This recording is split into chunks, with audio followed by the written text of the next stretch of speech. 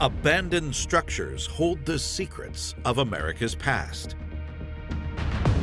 A sprawling campus, witness to unspeakable horror. This place was set up with the very best of intentions. Unfortunately, it turned into a hellhole. A decaying suburb which redefined national labor relations. People, they are allured by the history and the narrative and the mystery. And crumbling structures that withstood an attack on America's shores. They were scared to death. So sure enough, the next night, they start shooting up into the sky because somebody saw something. Scattered across the United States are abandoned structures. Forgotten ruins of the past, monuments to a bygone era. Each shines a light on the story of this land and its people. These are the secrets of hidden America.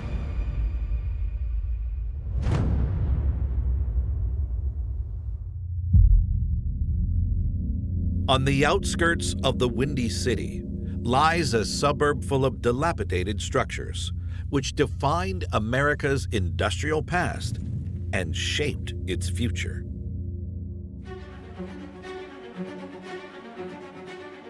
Where we are now is 13 miles from downtown Chicago. When it was built, it would have been a distinct and separate community.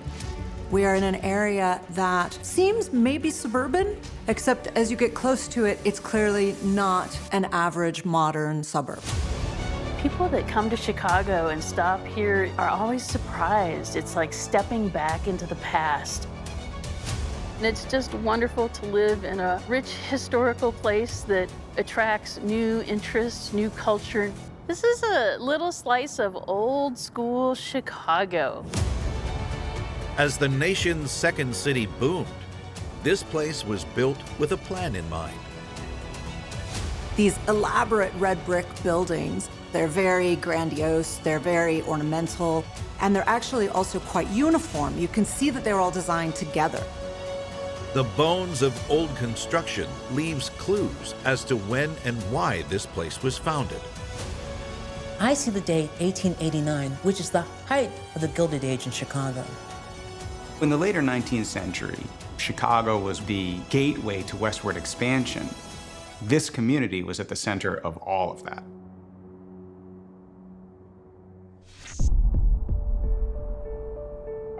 National Parks Assistant Superintendent Susan Bennett has been handed a unique opportunity with this project. I was very excited to be the first person assigned to this building as we were beginning to develop it. The stories that happened with the company associated with this town, starting in the 1880s all the way today, still show up in our headlines every week. In the 1880s, the railroad industry really exploded across the United States, and particularly in Chicago. And it was associated with an industrialist named George Pullman. Pullman was originally an engineer. He built his career helping construct Chicago, creating solid foundations in this wet, swampy ground. He then took the fortune that he made and reinvested it. And his new business was called the Pullman Palace Car Company. Pullman set up this company to overcome one glaring problem of early train travel. George Pullman took a couple of long train trips and realized how totally uncomfortable it was and thought there was really a space there for making something comfortable for travelers. Pullman designed special compartments with flip-down beds, so you could sleep when you wanted to, and then you could put them up and you could sit easily and move about the cabin. The Pullman car was born, which became eventually the kind of standard of luxury travel for railroad passengers, not just across the United States, but across the world. Fueled by the booming demand for his rail cars, George Pullman decided to build a carriage works and staff accommodation on 4,000 acres just outside Chicago. This is the Pullman Factory and Company Town. The town of Pullman and its design and its original envision was a fabulous place to live and work. Pullman really cared about the moral, physical, and intellectual well-being of his workers. So this town was going to have a library, a church. He wasn't just trying to make better workers, he was trying to give those workers better lives. Pullman established a monopoly on the sleeping car market, and demand for labor led him to make some progressive decisions. By 1900, African Americans were 40% of Pullman's workforce, which means that they were pretty vital. These were maids and porters, many of whom were formerly enslaved or were first-generation free men and women. At one time, the Pullman Company here in Chicago and nationally hired more African American workers than any other business in America. The Pullman porter became iconic in American culture. In classic Hollywood cinema from the 30s and 40s, was always African American, he was always male, and he was subservient. But when the Pullman Company faced its first economic shock, a series of bad decisions would almost start a revolution. There's also a dark side to company towns in that they're constructed to keep all the value of the workers' wages within the system. So sure, you get dedicated living quarters, you get a library, you get a canteen, but you also spend all your money at the company store, and part of your salary goes into your rent. At the end of the 19th century, failed harvests and overextended railroads led to an economic panic. The Pullman Company faced its first crisis and decided its workers would take the hit. In response to the crisis, Pullman sacked some employees. They lowered wages by between 20 and 30%, but they left rents and the prices in the company store exactly the same. And so he said, "We will not negotiate." So the workers walked off the job, the gates behind us were shut, and the great 1894 Pullman strike began, essentially halting transportation and the movement of goods and materials.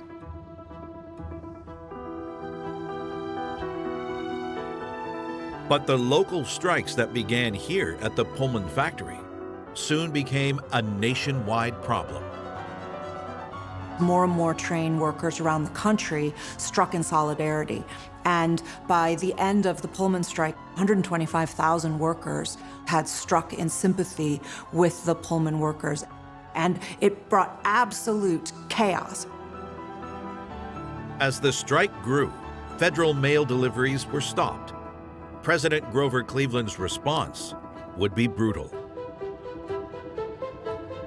In Chicago, the conflict turned violent. Railway workers on strike destroyed hundreds of railway cars, and the troops on the ground responded by opening fire, killing 30 workers. After the military crackdown, the rest of the strikers lost their nerve and were rehired by the Pullman Company on the condition they did not unionize. But the company's African American workers were heavily discriminated against. Despite the vital role that they played, porters were often mistreated. They had to put up with a variety of racial epithets which were common at the time, and many passengers would simply call them by the name of George, which was the first name of the company's founder. Pullman porters had a good job on the cars. They did get a wage, but they weren't paid very well. They knew that to survive and thrive, they would have to hustle for tips. 3 decades after the Pullman strikes, the company's porters would once again band together to fight for better treatment. In 1925, the Brotherhood of Sleeping Car Porters was created, led A. Philip Randolph. Their motto, appropriately, was fight or be slaves. The nation's first African American trade union fought for better conditions and wage increases. changing its members' lives forever. Many of the porters were well esteemed within their communities. They owned homes, they sent their children to school and to colleges. They became a part of the American middle class. The influence of the Brotherhood of Sleeping Car Porters would soon be felt across the nation. One of the members of the Brotherhood of Sleeping Car Porters, E.D. Nixon, would use the skills and tactics he learned working for the Brotherhood to create the Montgomery bus boycott. And who did E.D. Nixon choose to run this campaign when he was out of town on a Pullman coach? A young minister named Martin Luther King, Jr. A. Philip Randolph would also work with the young Dr. Martin Luther King, helping organize his march on D.C. when King would give the famous "I Have a Dream" speech. But by the time of Dr. King's speech in 1963, the Pullman Company's star was on the wane. Across America during the 1950s and 60s, the car and the plane simply defeated the train. There wasn't call anymore for the rolling hotels. As some of the industry changed in America, there were thoughts of bulldozing this landscape to put in some light industry. The Pullman factory finally shut in 1969 and was vacant for decades. And regrettably, there was an arson fire in 1998. The clock tower collapsed, the bell that was in it melted. Fire caught to the front erecting shops on the south side and took them down. Many parts of the old factory and company town still lie in ruin.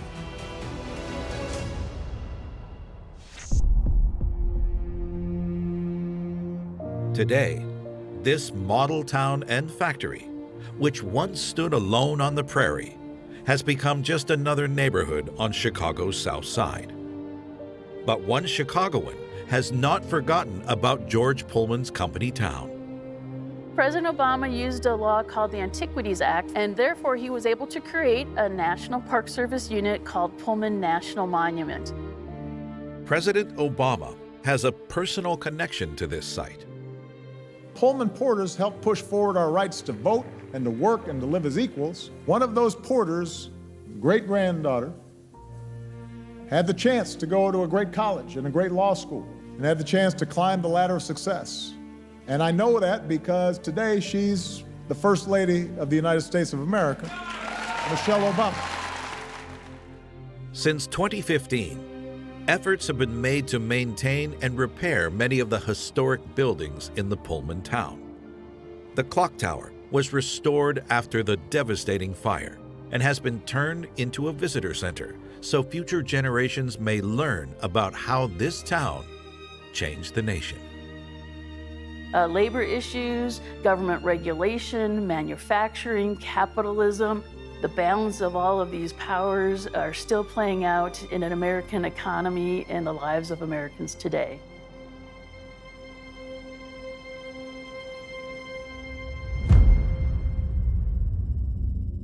In the Empire State, there's a group of buildings whose horrors led to a new hope.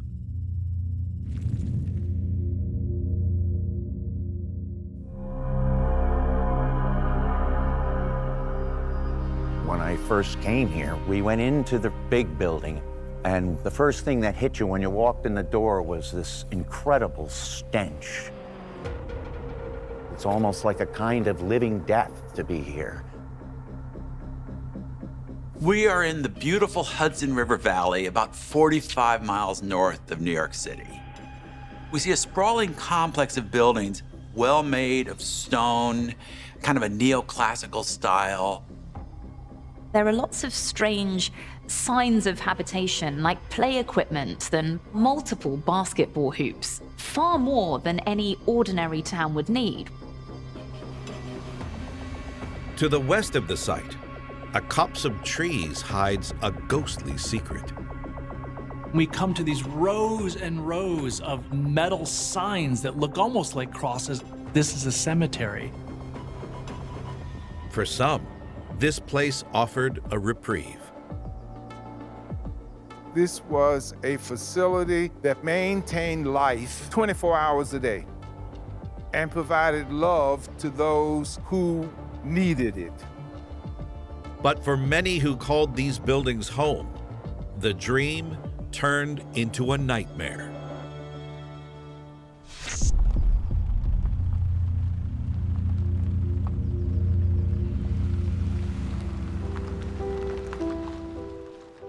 Just north of New York City, a set of buildings lie abandoned.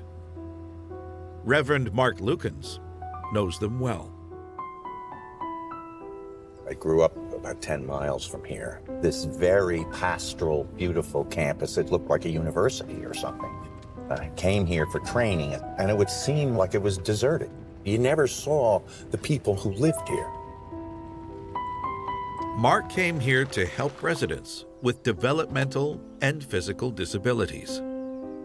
And this site was built to revolutionize how they were treated. This was a radical departure from the idea of putting people out of sight, out of mind into these sort of high-rise asylums. First opening its doors in 1911, this 130-building campus was the vision of a man ahead of his time. William Pryor Letchworth was considered a great man. He was a person who was very concerned with people who in those days were called morons and idiots and imbeciles. Thanks to his role on the State Board of Charities, William Letchworth ended up visiting a lot of asylums, and he was shocked and horrified. He found people with developmental disabilities imprisoned, kept away from their family. He had a dream of taking a beautiful scenic spot and building a town for people with mental disabilities where they could live and be safe. William Letchworth convinced New York State to act on his vision. This 2,300-acre campus is Letchworth Village. But before construction could be completed, tragedy struck. Letchworth died just a year before the facility opened, and so he wasn't able to see his vision realized.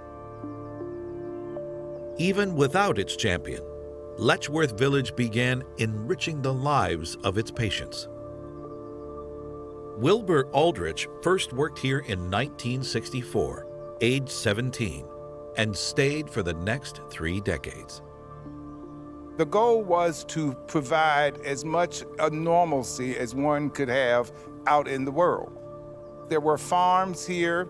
The patients, they loved working on the farms. It was supposed to help them with the community, help them to learn skills.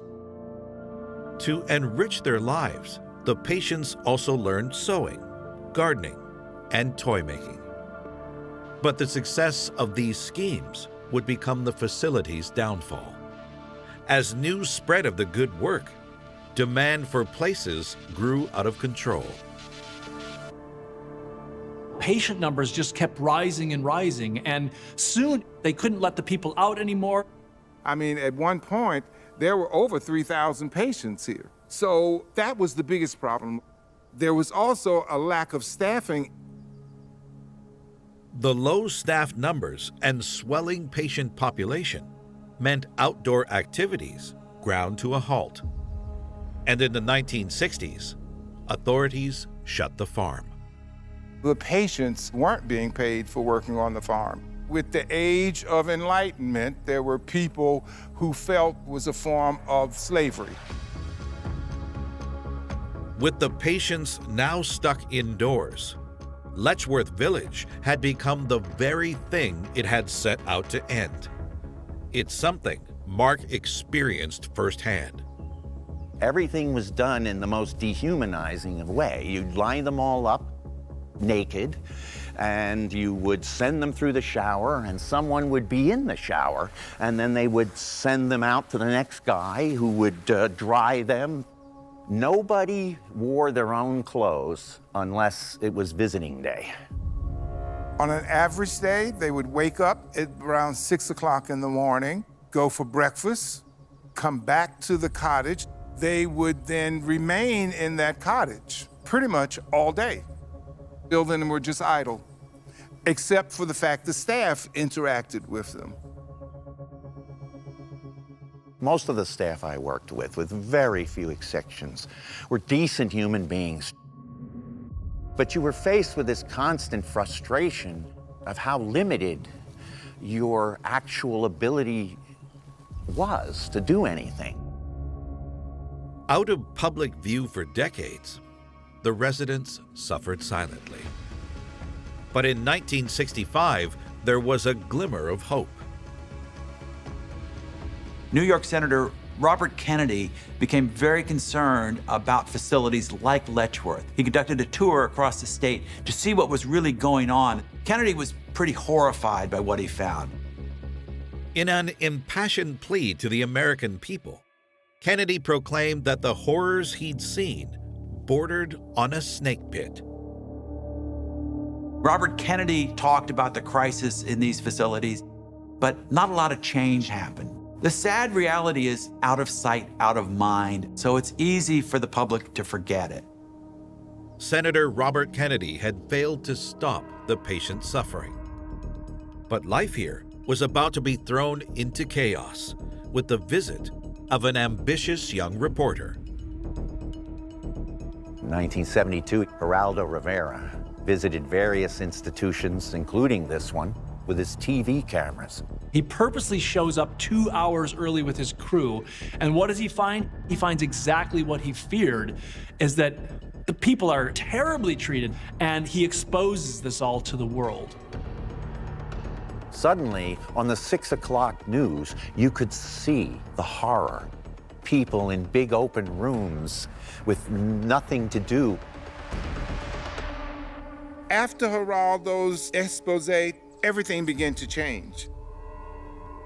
What happened was the idea that these institutions were just bad. There was a movement for deinstitutionalization, to let these people out of these facilities.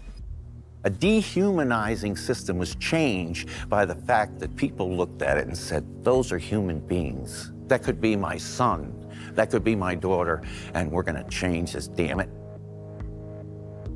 Over the following decades, as a reaction to the horrors seen here, people with developmental disabilities were no longer locked away, and the population of Letchworth Village dropped. Until, in 1996, it shut its doors for good.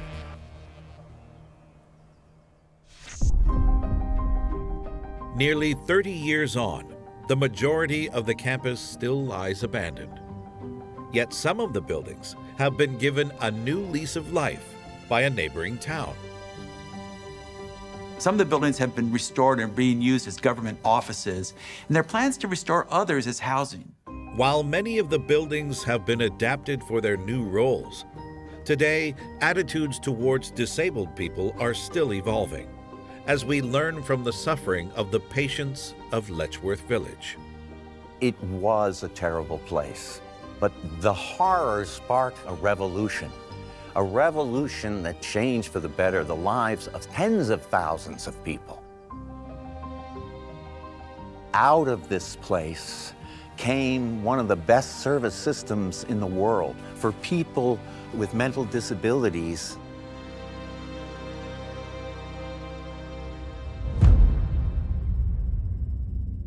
On California's coast, one building saw global conflict come to the shores of the United States.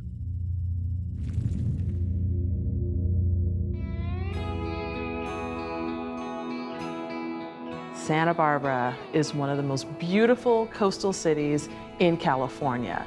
It is sought after for its resorts, its hotels, but it also has just excellent real estate. But one property stands out from the rest. Traveling down this road, out of nowhere, this distinguished-looking building appears. For a building so modest, what happened here had a monumental impact. They wanted to make a statement, and they spent a lot of time and effort on making it special. This was their way of showing appreciation and making something that they could be proud of.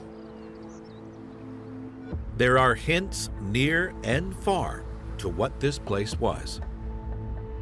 Just down the road, there seems to be some kind of oil-related infrastructure. And off into the distance in the ocean, you can see some kind of structure out there. But what we don't know is how they're all connected. And a legendary tale has consumed this area for decades. Even though the building may be small, what happened here is huge. This is where global conflict reached American shores.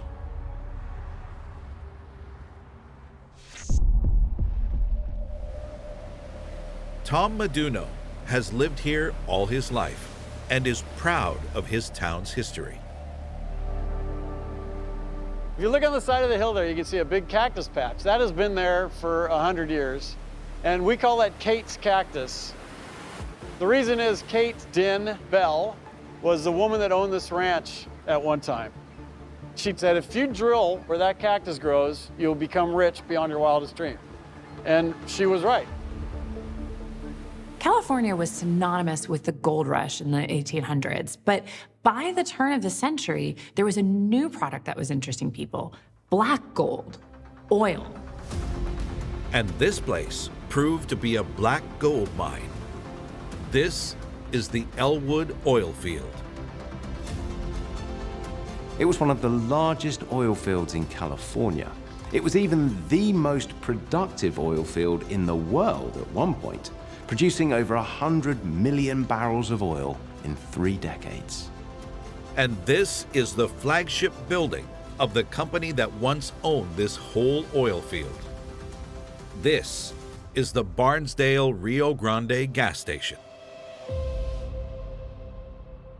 So it opened in 1929, and they chose this location because of its proximity to the original oil field, but also this was the main highway. This was Highway 1. It was quite a gathering spot for the community. Everybody out here, all the farmers and stuff, this would be the place to meet and, you know, catch up on the neighborhood gossip. These oil fields were so large, they extended beyond the shore. The whole look of the whole coast changed dramatically in a very short period of time. By late 1930s, this whole coastline was just covered with pier after pier after pier. And Platform Holly was built to exploit this resource. At the time, Holly had some of the deepest oil wells in the world, reaching oil deposits as far down as 3,500 feet and stretching 10,000 feet to the north, east, and west. This gas station would provide for motorists on California's main coastal highway during the 1930s and early 1940s. But a very different vehicle would throw this place into chaos. It was February 23rd, 1942. A short time after Pearl Harbor, California was already very tense. Everybody was gathered around the radios listening to President Roosevelt's fireside chat. At around 7 p.m. that night, a 365-foot Japanese submarine made its way silently up the Santa Barbara Channel and stopped off the coast of Elwood.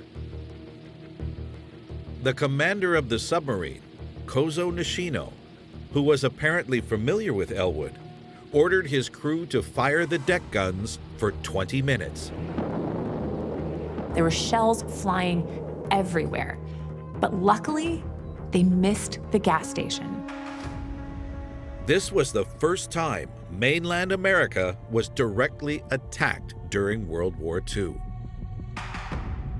All of California was in panic mode, and the next night it was full blackout. Everybody had to keep the lights off.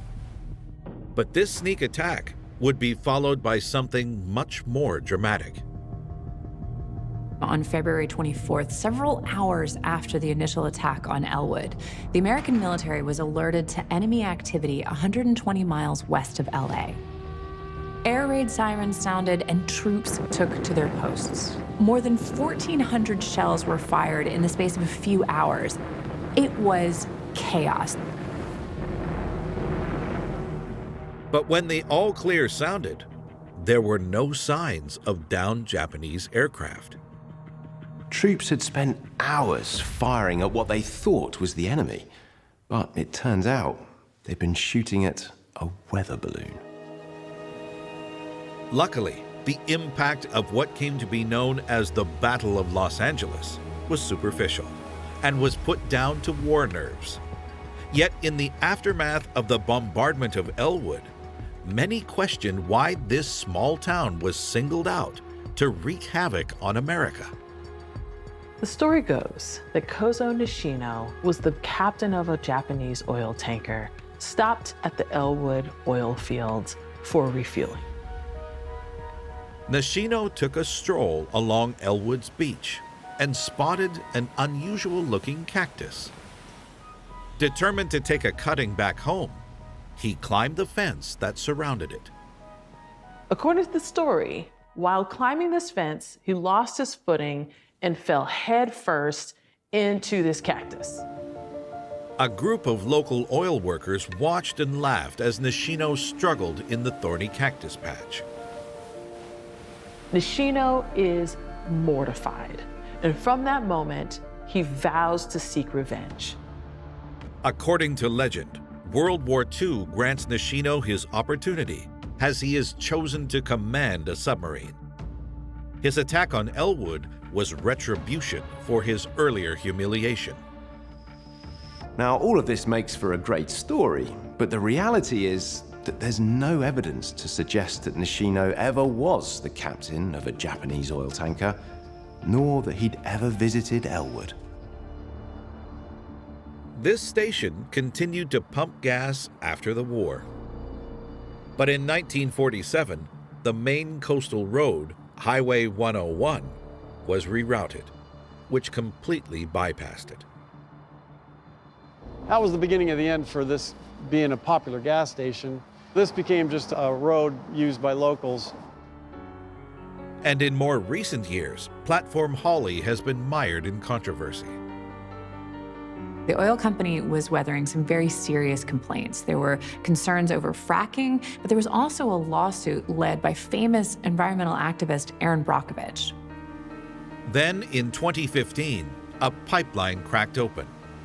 140,000 gallons of oil spilled out into the ocean, and within 24 hours, production was shut down for good.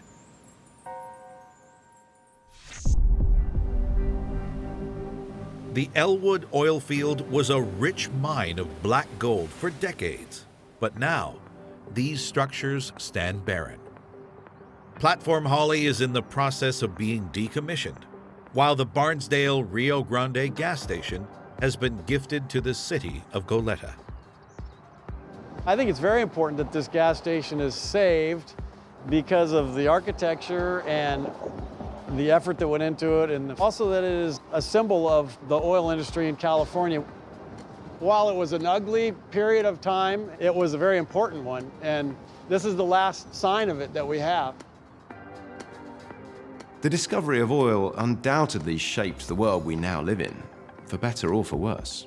But we need to recognize the state and the vulnerability of our planet, and ultimately reduce our future impact on Earth.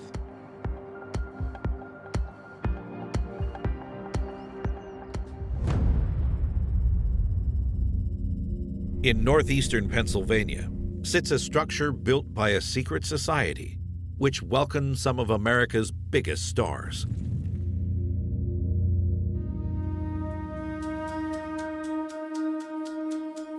When I first walked into this building, I was floored by the size of it, the architecture.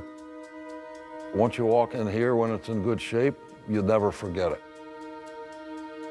In downtown Wilkes-Barre, this relic of the region's glory days sits abandoned. What's really unusual about this building is that with its domes and its structures, the architecture would suggest it is a mosque. The thing is, on the banks of Susquehanna in Wilkes-Barre, would we expect to see a mosque of that size? You can tell that it's seen better days. There are tiles missing from the spires, and there's grass and moss growing out of different parts of the building. You can see that it cost a fortune to build, and that makes its current state of disrepair all the more poignant. Inside, the decay continues. When you come in this building, it is really dark. And then you start to see that the plaster's crumbling and there's dust and cobwebs throughout. But some strange clues to the building's origins remain. On one of the walls is a plaque with a bunch of names on it, and it says, "To the memory of nobles." This mysterious building holds secrets known to very few men. Mark Mettler is one of them. When this building was built, the intent was to make it the most impressive in the United States, and that dream was realized. Construction began in 1907, at a time when Wilkes-Barre's prospects were very different to what they are today. Wilkes-Barre dominated the coal mining industry in the late 19th century, and not just any coal, but anthracite coal. Some people call it black diamond. The key thing with anthracite is that it burns longer and more constant than coal, which during the industrial period in the United States was essential. The black diamond gave Wilkes-Barre more millionaires than anywhere in America. And many would join the elite ranks of one of the country's most prestigious secret organizations. A group who left their mark on this building. A clue for what this building may have been used for is above the doorway. There's an acronym, AAONMS. What those letters mean is the ancient Arabic order of the nobles of the mystic shrine. We are also known as Shriners. Some of the most powerful men in the country were part of this secretive group. And this building served as their Wilkes-Barre headquarters for almost a century. This is the Iram Temple. We are in a shrine building. This is my Shriner's head garb. It's called a fez. I hope it's on straight. The Shriners attracted members as diverse as President Franklin Roosevelt, John Wayne, and Duke Ellington. This was one of the organization's flagship temples, and their secrets are still held within its walls. The ceremonials we used to have here were just filled with pomp and pageantry. It's something that stays with you forever. Despite the clandestine nature of the events that took place here, it's known that they had roots in another secret society, the Freemasons. In 1870, a group of Masons decided to form a new fraternity with the tenets of Freemasonry still in place, but with the added spirit of fun at its heart. The purpose of the Shriners is to, number one, have fun. Number two, support hospitals that can take care of children 18 and under at no charge. But a voyage across the Atlantic gave the group an unexpected theme. One of their members, an actor known as Billy Florence, had been on a trip to Europe and went to a party hosted by an Arab diplomat. He witnessed all these beautiful turbans, these beautiful gowns, and came back and reported to his brothers that this is the theme that we want to adopt because it's mystic.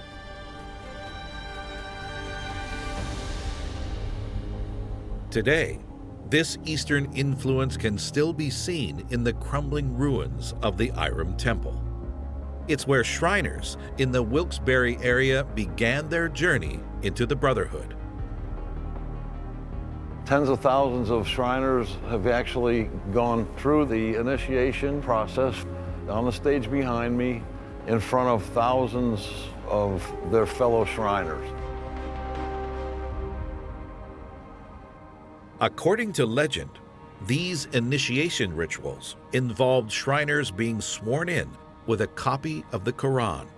Many ceremonies took place in this building that were secretive to the point where no one was allowed in. Yet this temple offered far more than just these clandestine meetings. The Shriners opened this building to the public because we are a community-based organization. Everything from school proms to rock concerts to a Star Wars convention were featured in this building. Even local religious organizations used it. But the Iram Temple also got national recognition, as it attracted some of the nation's biggest stars to perform in this state-of-the-art 1,400-seat auditorium. Tammy Wynette did a concert here, and probably the most famous person that stood on the stage behind me was Bob Hope. George Gershwin did one of the first performances of Rhapsody in Blue here. Rachmaninoff, probably the most famous piano player in history, did a performance here. The acoustics in this building are incredible. I could whistle now and they could hear me in the men's room.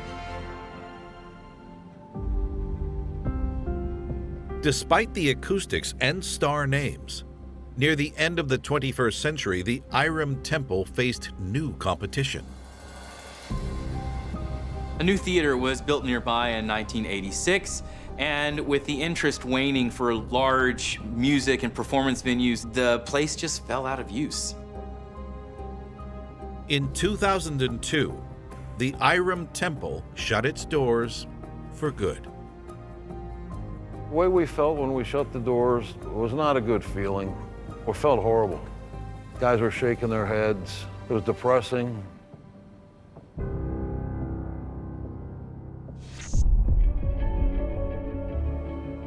Today, over 2 decades since the Iram Temple shut, there are plans to bring it back to life.